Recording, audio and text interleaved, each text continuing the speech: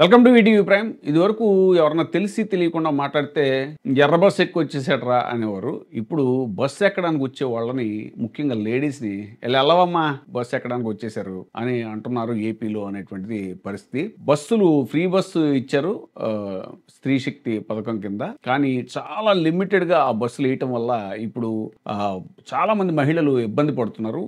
మహిళల యొక్క ఆత్మగౌరవాన్ని పెంచేదిలాగా, లేకపోతే మహిళల యొక్క సాధికారత పెంచేలాగా ఉంటుంది ఈ పథకం అనేటువంటిది చంద్రబాబు నాయుడు గారు పదే పదే చెప్పారు. కానీ ఇప్పుడు మహిళల ఆత్మగౌరవాన్ని కించపరిచేలాగా ఉంది ఆ పథకం అనేటువంటిది వినిపిస్తున్నటువంటి వార్తలు.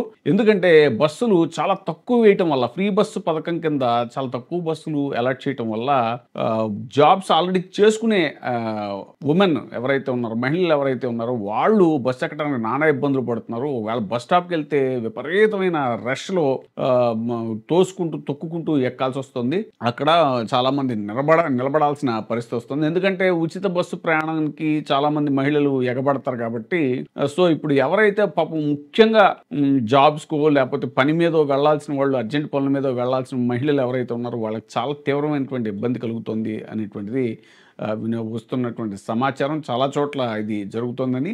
ఇక దారిలో ఎక్కడైనా ఆపి మహిళలు ఇదివరకు ఎక్కడ చేయబెడితే అక్కడ ఆపేవారు బస్సులు. కానీ ఇప్పుడు ఏంటంటే ఎక్కడికక్కడ నిండిపోవటం వల్ల, ఈ ఫ్రీ బస్సు పథకం వల్ల మహిళలు పని ఉన్నా లేకపోయినా ఎక్కేయటం వల్ల, అంటే ఎక్కువ శాతం ఉండకపోయినా కూడా దానివల్ల ఏంటంటే బస్సులు రష్ ఎక్కువైపోయి వాళ్ళు కూడా డ్రైవరు, కండక్టర్ వాళ్ళు ఎవరిని దారిలో చేయి పెట్టి బస్సు ఆపితే వెళ్ళవమ్మా వెనకాల బోల్డ్ బస్సులు వస్తున్నాయి వాటిలో ఎక్కువ అని అంటున్నారు అనేటువంటిది చాలా మంది మహిళల యొక్క కంప్లైంట్.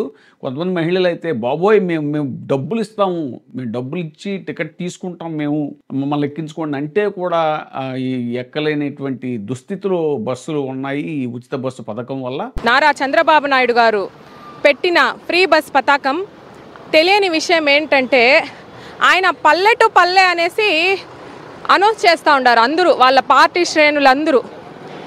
మీరు మహిళలందరూ గమనించుకోవాల్సిన విషయం ఏంటంటే, ఎక్కడైనా మీరు ఇక్కడి నుంచి కర్ణాటకలో ఉండేలాగా ఇక్కడ కుదరదు. ఏదైతే ఈ పథకం ఉందో ఉచిత బస్సు పథకం, దీనివల్ల ఏంటంటే పాపం అత్యవసరంగా వెళ్లాల్సిన వాళ్ళు, లేదంటే జాబ్స్కి వెళ్లాల్సిన మహిళలు ఎవరైతే ఉన్నారో వాళ్ళు చాలా ఇబ్బంది పడుతున్నటువంటి పరిస్థితి ఉంది అనేటువంటిది ఇప్పుడు ఆంధ్రప్రదేశ్లో చర్చ జరుగుతుంది.